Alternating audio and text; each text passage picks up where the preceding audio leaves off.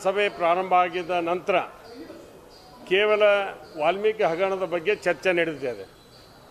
ನಾನು ಹಗರಣವನ್ನು ಸಮರ್ಥನೆ ಮಾಡ್ಕೋತೀನಿ ಅಥವಾ ಅದ್ರ ಬಗ್ಗೆ ಮಾತನಾಡಬಾರ್ದು ಅನ್ನೋದಲ್ಲ. ವಿರೋಧ ಪಕ್ಷಗಳಾಗಿ ವಿರೋಧ ಪಕ್ಷದ ಕೆಲಸವನ್ನು ಅವ್ರು ಮಾಡಬೇಕು.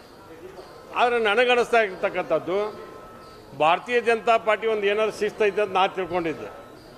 ಅದನ್ನೆಲ್ಲ ವ್ಯವಸ್ಥೆನ ಬದಿಗೊತ್ತಿ ಸನ್ಮಾನ್ಯ ಆರ್ ಅಶೋಕ್ ಅವರು ವಿರೋಧ ಪಕ್ಷದ ನಾಯಕರು, ಅವರಲ್ಲೇ ಕಾಂಪಿಟೇಷನ್.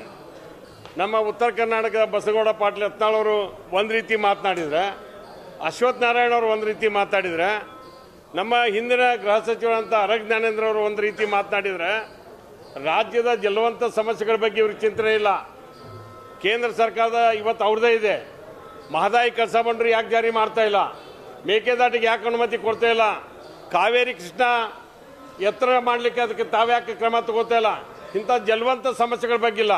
ಪ್ರಧಾನಮಂತ್ರಿ ಫಸಲ್ ಬಿಮಾ ಯೋಜನೆ ರೈತರಿಗೆ ಮುಟ್ತಾ ಇಲ್ಲ. ಬರಗಾಲ ಪರಿಹಾರಕ್ಕೆ ಹೆಚ್ಚಿನ ದುಡ್ಡು ನಿಮ್ಮ ಕೇಂದ್ರ ಸರ್ಕಾರದ ಅಲ್ಲಿ ಹೋರಾಟ ಮಾಡಿರಲ್ಲ. ರಾಜ್ಯ ಸರ್ಕಾರದ ಹಿಂದೆ ಅನಂತಕುಮಾರ್ ಅವರು ಸಚಿವರಾಗಿದ್ದರು, ಕೇಂದ್ರ ಸಚಿವರಾಗಿ. ರಾಜ್ಯದ ಜಲ ಮತ್ತು ನೆಲ ಪ್ರಶ್ನೆ ಬಂದಾಗ ಅವರ ಮುಖಂಡತ್ವದಲ್ಲಿ ನಾವೆಲ್ಲರೂ ಹೋಗಿ ಪ್ರಧಾನಮಂತ್ರಿಗಳಿಗೆ ಭೇಟಿ ಮಾಡ್ತಿದ್ವಿ.